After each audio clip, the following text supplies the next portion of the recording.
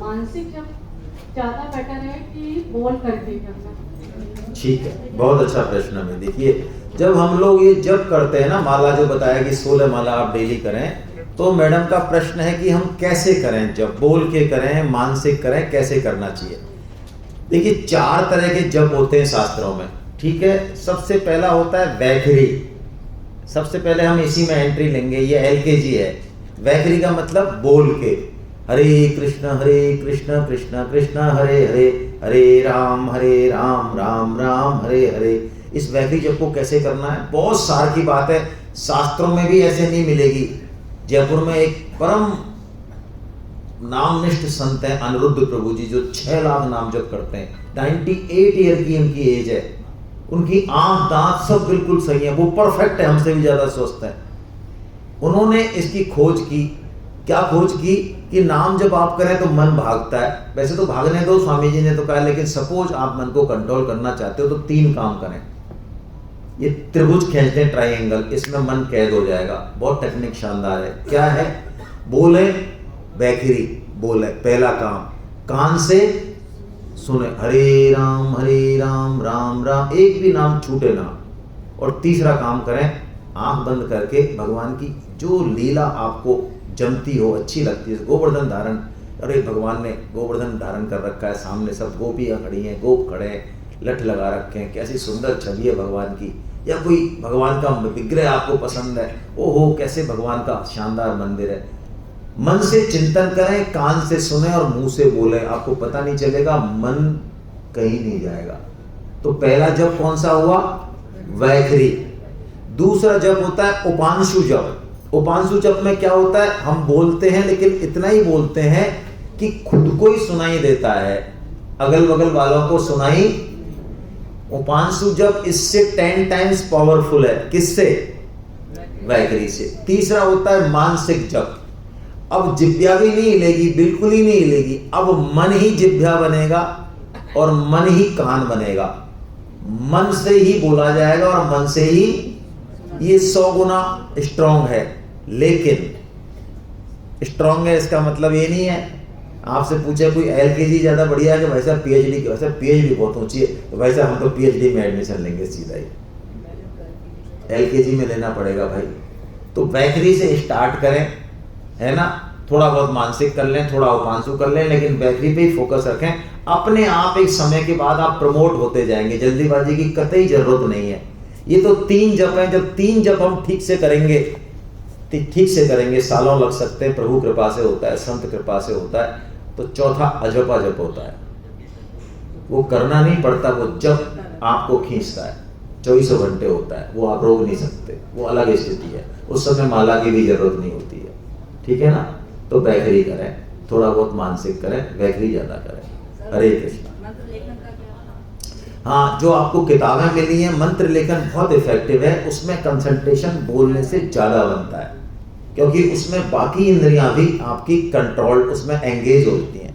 तो आपको जो किताब मिली है उसको आप लिखिए, राम लेखन कीजिए, और जो लखनऊ का जो लोकल सेंटर है उस पर जमा कराइए, है ना, उसमें एड्रेस लिखा है, ठीक है ना। और किसी के मन में कोई प्रश्न, कोई बात, कोई कुछ पूछ रहे थे, कोई आप पूछ रहे हैं, सर बताएं। हाँ हाँ, धागा टूट जाता है, दूसरी माला ले लो।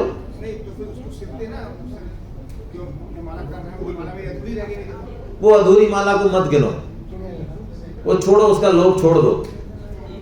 वो अधूरी माला रह जाती है, जैसे कोई आ गया गेट पे और आपको माला छोड़नी पड़ गई, या कोई काम है करना पड़ गया किचन में, माता बहने, तो अब वो माला जो पूरी नहीं हुई ना, उसको छोड़ दो, मत मानो उसको। ऐसा नहीं कह रहे हमें, ऐसे मत करो, जाने दो उसको, है ना। काउंटर में ये समस्या नहीं है, काउंटर में आपका एक नाम भी जो है रहेगा लेकिन माला से करना है, एक माला जरूर करनी है, काउंटर से चाहे करें चाहे ना करें। हाँ, यस सर। योगेश कुमार निगम। सर, मैं लगभग 50 वर्षों से गायत्री परिवार से, ठीक है, और गायत्री उपासना करता हूँ। अभी मैं इतनी हो सकती मेरी एक ये समाधान चाहता हूँ मैं इसका, कि ये नाम जप करना और मैं गायत्री माला करता हूँ, तो क्या मेरा उद्देश्य नाम जप से पूरा होगा कि गायत्री माला से? बहुत बढ़िया है, बहुत अच्छा प्रश्न पूछा है। देखिए, गायत्री ये वेदत्रयी है, वेद माता है, वेद जननी कहा। जो जितना बड़ा अधिकारी होगा उसकी रेस्पॉन्सिबिलिटी उतनी ही होगी, उसको एक एक कदम बड़े ठीक से रखना पड़ेगा। चपरासी है तो वो कुछ भी कर सकता है, कोई बड़ी बात नहीं है। गायत्री इतनी पावरफुल ऊर्जा है तो उसके विधि निषेध और कानून कायदे उतने ही हैं। इसलिए कलयुग में हमारे जैसे लोगों के लिए, जिनको की ज़्यादा शास्त्र की नॉलेज नहीं है, प्रोनाउंसिएशन जिनका ठीक नहीं है, संस्कृत के उदात्त अनुदात्त सर्ग विसर्ग का जिनको नॉलेज नहीं है, उनके लिए गायत्री करना खतरनाक भी हो सकता है। मैं मना नहीं कर रहा हूँ, लेकिन गायत्री करने के 8 भेद हैं।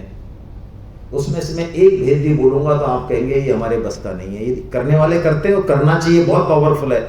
लेकिन यदि आप अंट संट करेंगे तो ये एनर्जी है बहुत बड़ी, है ना।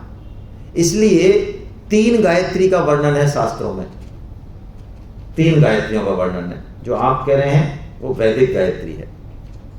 एक हमारे जैसों के लिए तुलसीदास जी बाबा ने, गोस्वामी बाबा ने एक मानस गायत्री की रचना की, और उसमें उन्होंने गायत्री का जूस निचोड़ दिया। बिल्कुल वर्ड टू वर्ड है वो, एक शब्द भी कम ज्यादा नहीं है, लेकिन उसमें विधि निषेध सब खत्म है। कैसे भी कर सकते हैं हम, कोई भी कर सकता है, कभी भी कर सकता है, किसी भी पोजीशन में कर सकता है। आसन प्राणायाम ये सब की छूट है उसमें, इसमें नहीं है।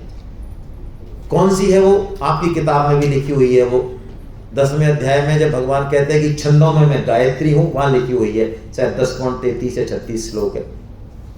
जनक सुता जग जननी जानकी, अतिशय प्रिय करुणा निधान की, ताके जुग पद कमल मनावें, तासु कृपा निर्मल मति पावें।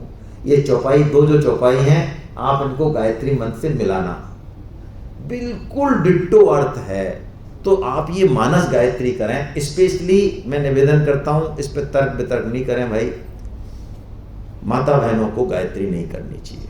आप इसको मानेंगे नहीं, क्योंकि आपके गुरुदेव का ऐसा आदेश है, आप नहीं मानेंगे। लेकिन मैं इसलिए कह रहा हूं, तर्क वितर्क नहीं होगा भाई, है ना।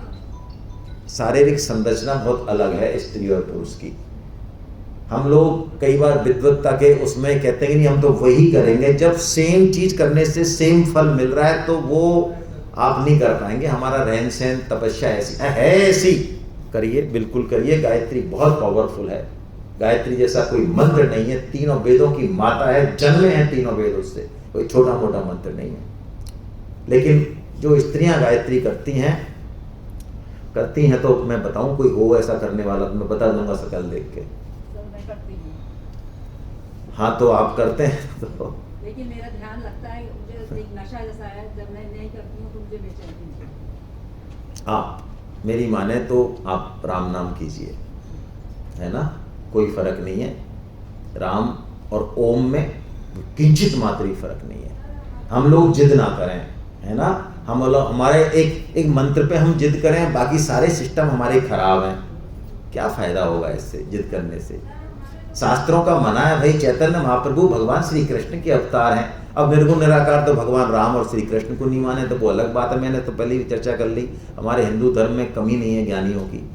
लेकिन कहा गया है भाई कि हमको महामंत्र ही करना है।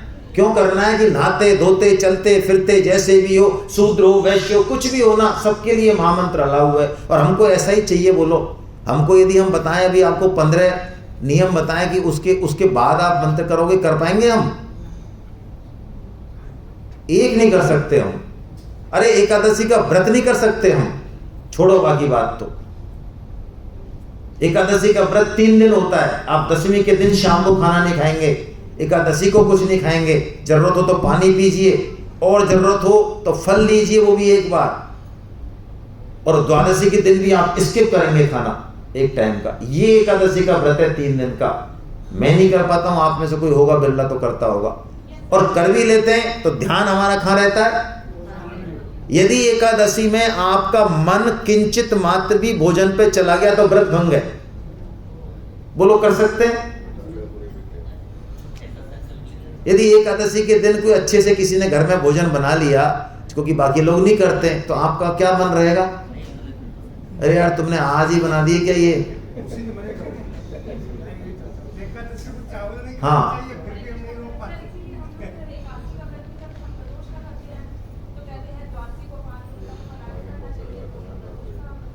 एकादशी का व्रत हर वैष्णव को करना चाहिए। और जब भी कंफ्यूजन हो एकादशी का व्रत, वैसे तो जो आप ईष्ट को मानते हैं, जिस संप्रदाय को मानते हैं, जिस गुरु को मानते हैं, उनके अनुसार कीजिए। यदि नहीं मानते हैं और कंफ्यूजन है, जैसे आजकल होता है कि एकादशी आज है कि कल है, कोई आज मना रहा है, कोई कल मना रहा है, तो शास्त्रों का जो टोटल निचोड़ है, बहुत कैलकुलेशन है, उस पर न जाए।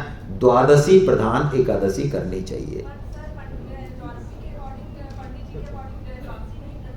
तो आप एक को माने, दो को मानेंगे तो फंसेंगे ना। नहीं तो चाहते क्या है आप बताओ? पंडित जी को भी मैं संतुष्ट कर दूं ऐसा? तो पंडित जी की बात मान लो, पंडित जी आपके लिए इंपॉर्टेंट है तो मान लो, बात खत्म। क्यों इसको बढ़ा रहे हो? मैंने आपको निवेदन कर दिया, यदि कंफ्यूजन है एकादशी और द्वादशी में, जो कि होता है और होगा, क्योंकि आपको भी ज्योतिष सिस्टम नहीं पता। चंद्रमा जब मूव करता है तो जो ट्रांजिशन पीरियड है, तो इन 6 महीनों में एकादशी में और उसमें द्वंद्व चलेगा। यदि वो सुबह 6 बजे चालू होगी तो कोई द्वंद्व नहीं, वो सब कहेंगे हाँ आज ही है, सब कहेंगे कल ही है, लेकिन उस पीरियड में सब कहेंगे, लेकिन हमें नहीं समझ में आती, क्योंकि चंद्रमा 27 दिन का होता है 30 की जगह। तो वहां पे 2 बजे चालू होगी, 3 बजे होगी, 4 बजे होगी, तो आप कहेंगे सुबह से, कोई कहेगा आज है, कोई कहेगा कल है। तो मैं आपसे निवेदन कर रहा हूं, मैंने कहा ना कैलकुलेशन में मत जाइए, सिंपल सी कहानी है, सारे शास्त्रों का निचोड़ है भाई, मान लो ना।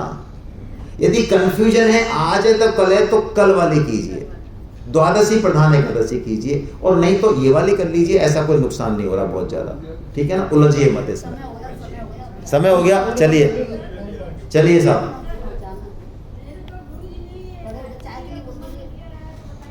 पहले आप गुरु मंत्र कीजिए, उसके बाद महामंत्र कीजिए, ठीक है? गुरु मंत्र कीजिए, और गुरु मंत्र, हाँ, जैसा गुरुजी ने किया उनसे पूछिए, उसका हमें नहीं पता, वो तो करते हैं, वो करिए, है ना? और फिर महामंत्र कर लीजिए, यदि आपका मन बनता है तो। यदि गुरु मंत्र में ही मन बनता है तो गुरु मंत्र कीजिए।